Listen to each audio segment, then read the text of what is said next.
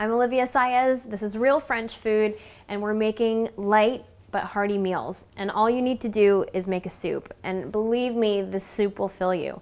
If you want to add a little piece of bread or something that will actually add a little bit more substance, you can, that's fine, but this is going to be a really great soup for you. And it's a little bit different than what you probably know about. This is going to be a carrot soup, and one of my absolute favorites, really simple to do using one of my favorite tools. So all we need to get started with are some carrots. I have a couple here that I'm going to just chop real quick for you, but also we're going to add to our pan here, our dish that we're going to actually put in the oven. We are adding a half of a potato and a half of an onion, and I've already chopped those up and put them in my casserole dish, and all I need to do is add a little bit more of my carrot.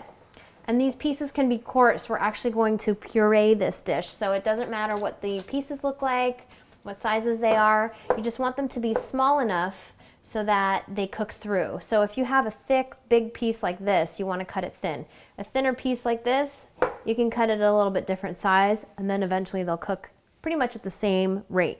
So we'll take this, we will cover it a little bit with our foil. We put a little bit of our salt and pepper blend, probably about a teaspoon worth of our salt and pepper blend, and then we've drizzled with just a little bit of olive oil, a teaspoon worth, so that the vegetables don't stick to the foil and we can take those out easily. So we'll put this in our 400-degree oven, probably 30 to 40 minutes, until everything is really nice and soft.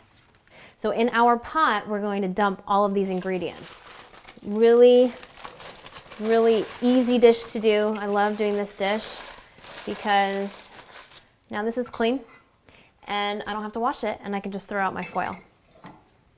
So to this, I'm just going to add probably about a half a cup of water, or you can use stock as well, but I'm just keeping it simple with water in case, you know, you might add in too much salt or your seasonings may be a little bit overdone.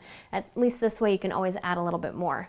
And then I'm going to take my Cuisinart immersion blender, and I'm going to blend this. Now make sure when you put this tool in your dish that you don't have it sticking out, otherwise it's just going to make a huge mess.